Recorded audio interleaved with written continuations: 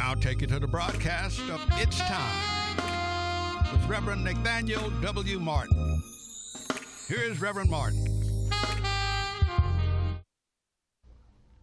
All right, thank you, Dr. Blackwell.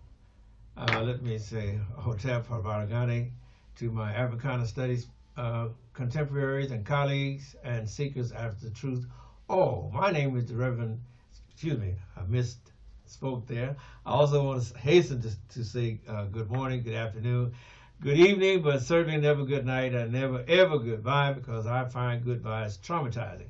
Now, my name is the Reverend Nathaniel W. Martin. I'm the pastor of the New Life Institutional Baptist Church, and we're located at 8916 South Main, and we are being hosted by our sister church, the Shiloh Missionary Christian Church. And before I go any further, let me thank all of the churches and all of my friends that helped me celebrate my 50th year in ministry. Last Sunday was just a wonderful outpouring, and I'm still rejoicing over that. And I thank you from the depths of my heart and from the depths of my being. I never expected such an outpouring of love as you showed me last Sunday. And I want to thank the members from Price Chapel and St. Mark United Methodist and St. Mark Price Chapel. I'm missing one. Price Chapel. Oh, Ward AME, for your outpouring of love that you extended to me, and I never will be able to repay you enough, but I will get those thank you notes in the mail.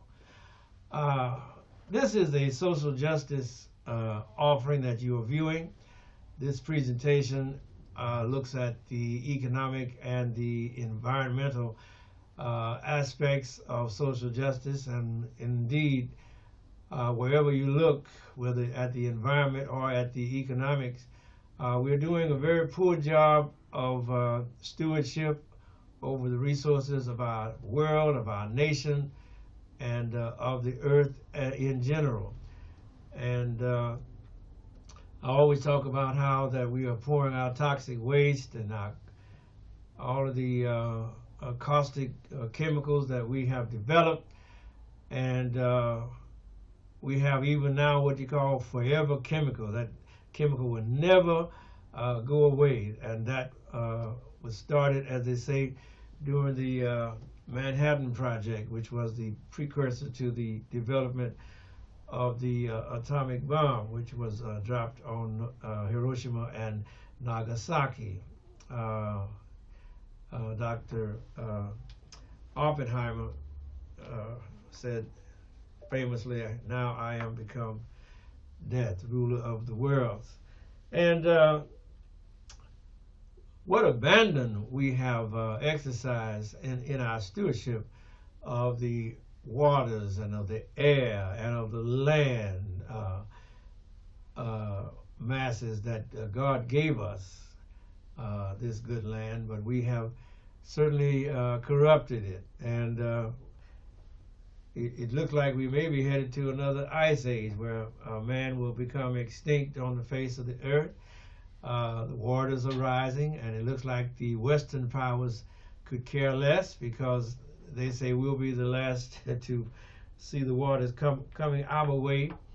But all the people in the Marshall Islands and Greenland and Iceland, they are already feeling the effects of this climate change. It's not debatable, as Donald Trump was trying to insert his knowledge, his wisdom, his understanding, say that there's no such thing as climate change. Climate change is real, and you can see it in the melting of the ice caps and the melting of the glaciers all around the earth, and doesn't seem to be going to get better, but it is something that we must now reckon with. All right, I said some time ago, talking about language, that history informs us that hate speech is the essential antecedent or the essential precedent to the most massive, unimaginable violence and hate speech. And surely when we listen to the hate speech coming off of the television now, as it relates to Hamas and as it relates to Israel, where some extremists are saying, you know, kill them all, in so many words, that the people are not people, that the babies are not babies, that they're just vermin.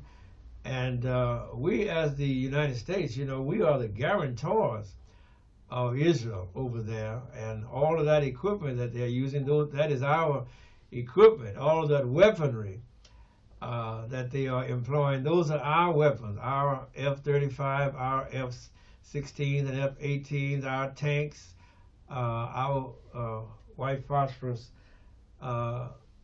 chemicals that are being unleashed on the people of Palestine or in Gaza. And we must begin to take better stewardship over how our weapons are being employed. You notice that President Biden and Vice President Harris and all of the essential personnel always say that Israel has a right to defend itself. But of course, what they're doing is not, Israel is not defending.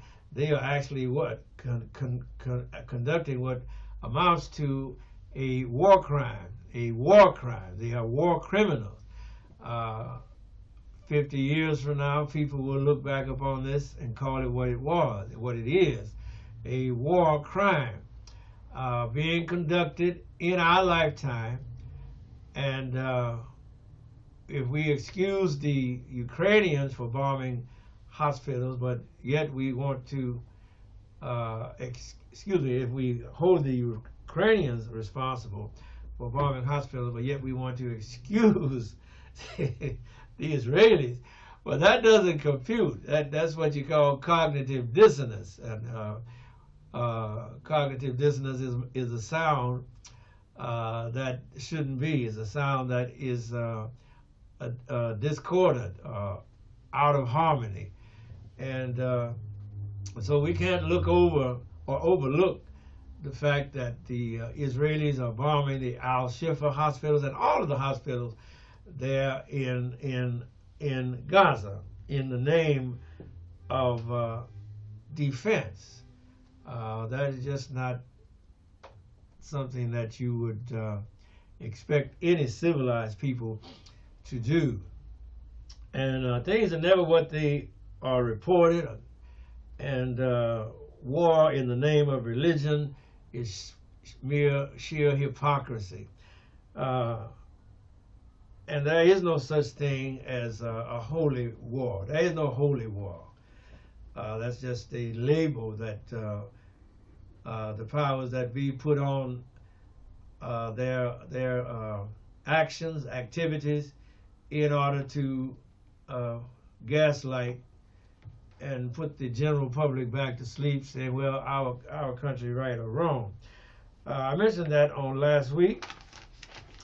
And this week, we find that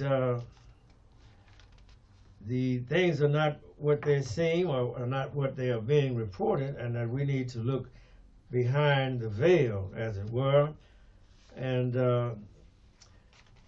we come to find out that this talk about tunnels underneath Gaza, that what's really underneath there is 1.4 trillion cubic feet of natural gas. That's a lot of money.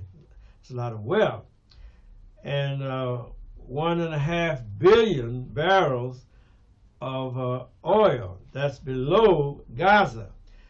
So when Benjamin Netanyahu is saying that we want to make that a parking lot. We want to sweep, ethnic cleanse the people out of there, which are war crimes, as we stated last week under the Geneva Convention designation.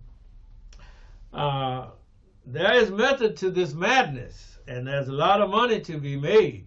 I talked about the munitions manufacturers over here making money, the defense contractors over here are making money. Raytheon and the like companies are raking in huge profits, and the United States is getting rid of a lot of old stock, and they're going to manufacture new stock to replace what they are expending. And again, that's why the cry is always Israel has a right to defend itself. But can you say that this invasion of the Palestinians in Gaza is a defense? Could you not call it an offense? Sounds like our United States, we call ourselves the Department of Defense. Long ago, they were less circumspect. They called it the Department of War.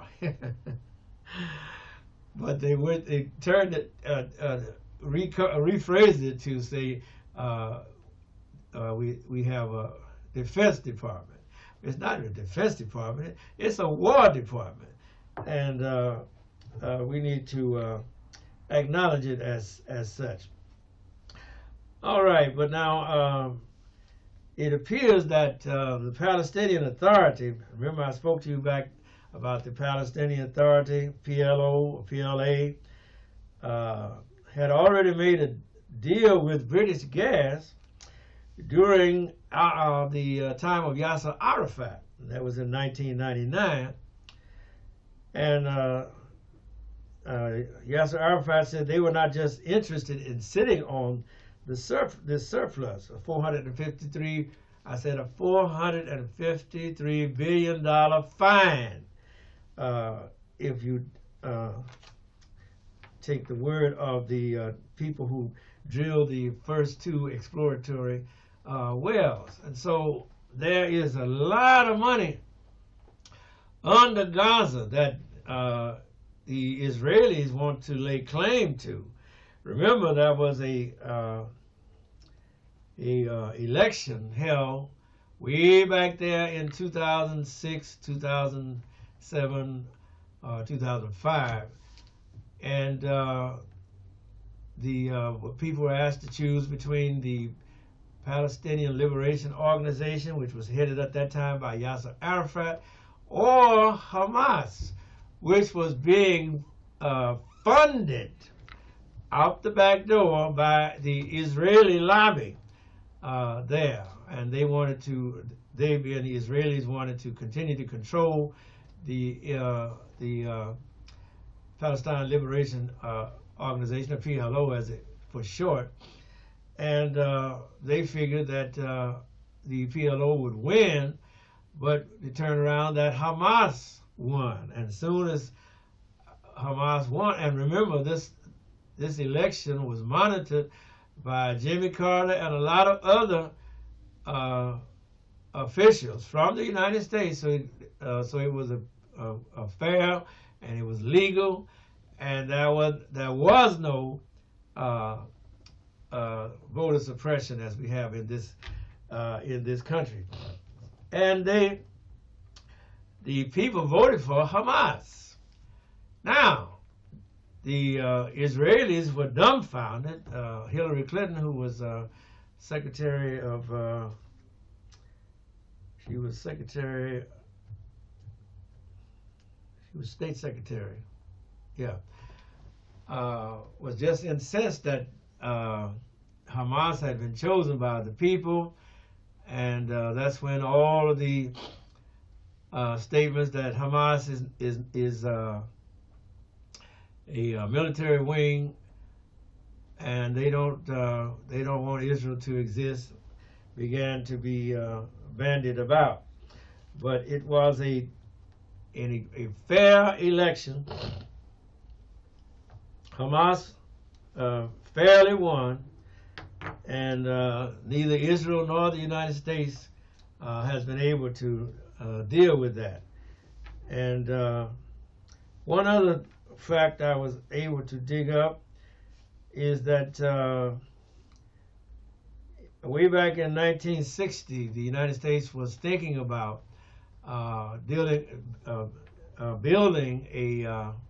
another canal, the Ben Gurion Canal, and that's on the front burner now. And it says Israel is planning to build a canal across the land that will connect the Mediterranean Sea with the Gulf of Aqaba, and thus the Red Sea and the Indian Ocean, thus cutting Egypt out of the lucrative Suez Canal shipping monopoly. Right now, 50 ships a day pass through the Suez Canal, and that's $9 billion worth of cargo, $9 billion worth of cargo every day that's coming through Egypt. And you don't think the Israelis want a part of that? Oh yes, they would like to get the monopoly share. And so if they complete this canal, then they will be the huge competitor to the Suez Canal.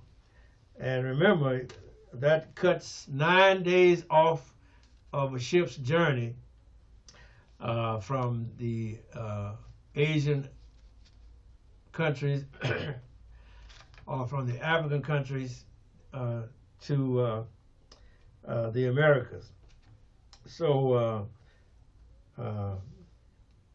that is what is in the offering. It's nothing about religion. It's all about riches. Who gets the riches? Who controls the riches? So don't believe the hype about the Bible and all of that hypocrisy that is being bandied about. What is really happening is that there is money to be made. And if they can ethnically cleanse Gaza, of course, then they will again lay claim to that area. Remember, it was the Israelis who removed themselves from Gaza some years ago. I don't forget the exact year, but they made a big to-do about they were clearing out of Gaza. They're going to let the Palestinians come in and have a nation state there. But of course they did not, because they reduced that Gaza to a Bantustan, and it is operated and controlled much like the South African apartheid leaders controlled the ingress and the egress and the movement of the people who were non-white in South Africa. Remember Nelson Mandela and the African Union, and all of those organizations had to fight the African apartheid state, and they had to fight the United States, because a lot of our people in the United States were invested in the mines in South Africa. You may recall that even Billy Graham was an investor in the mines in South Africa. And all of this came about when the sanctions against South Africa began to take a hold. That's when it was discovered that the Billy Graham Foundation was knee-deep in the mines of South Africa. And so, not to mention the United States, of course, was a supporter, an arch supporter of the apartheid regime. As a matter of fact, Nelson Mandela was on the terrorist list, and when he was released from prison, no less a personality than Dick Cheney had to take back his words or sign a special visa so that this terrorist, Nelson Mandela, who was released from prison, could come to the United States. All right. Now, but my point is that Ronald Reagan and all of the presidents before him were a supporter of South Africa. They supported the South African apartheid regime. All right. All right. So you can see how things are lining up. It's not about religion, folks. It's about riches, wealth. Who's going to get the wealth? And you need to be advised of what is actually the cause. When the Secretary of State for the United States talks about our common interest, he's not talking about democracy. No, they're talking about the riches and the wealth that they intend to reap when this Gaza is cleared again, and they have access to that 1.4 trillion cubic feet of natural gas that lies below Gaza, and not to mention the 1.5 billion approximately barrels of oil that lie below Gaza. And I forgot to mention that when this new canal is completed, it will come out on north coast of Gaza. And so that is why they want to remove all of those people, not because of any noble idea. No, they want that land back because they have gotten the contract signed, and they're going to start drilling. It ain't about no tunnels, in other words. It's about money, natural gas, and oil. So don't get taken in by the hype. Keep your eyes open. Look at who's benefiting, because war is a very beneficial, money-making proposition. And while I'm at it, I'm sure you remember when Mr. Jamal Khashoggi went into the embassy in Istanbul to get some papers so he could get married, and the cameras showed him going in other words, closed circuit cameras outside on the sidewalk, showed him going in the building, but they never recorded him coming out of the building. That's because he was not allowed to come out. He was tortured, and he was murdered and dismembered in that once he went into that consulate, and he was murdered and dismembered at the with the approval of the ruler of Saudi Arabia, Mohammed bin Salman, who has been over here to the United States, and Donald Trump went over there to visit with him when Donald Trump first became president, and they made $100 billion deal that the Saudi army and Saudi military was allowed to purchase a lot of military hardware. So remember, Saudi Arabia is not a democracy. No, it is a dictatorship. But the United States loves Saudi Arabia. Remember again that 15 of the 18 hijackers on 911 were from Saudi Arabia.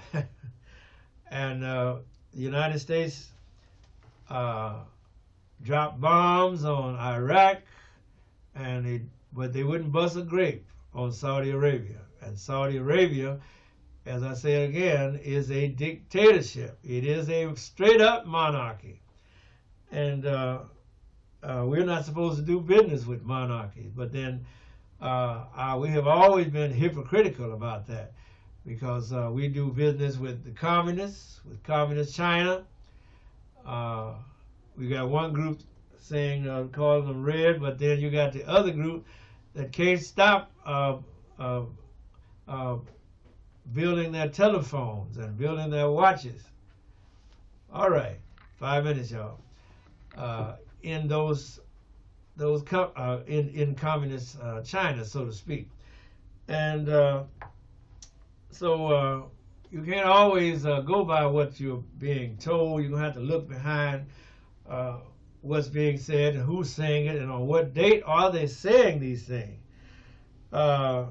Khashoggi, who was a great journalist, he was a contributing journalist to the Washington Post at the time, and he fell out of favor with this Mohammed bin Salman.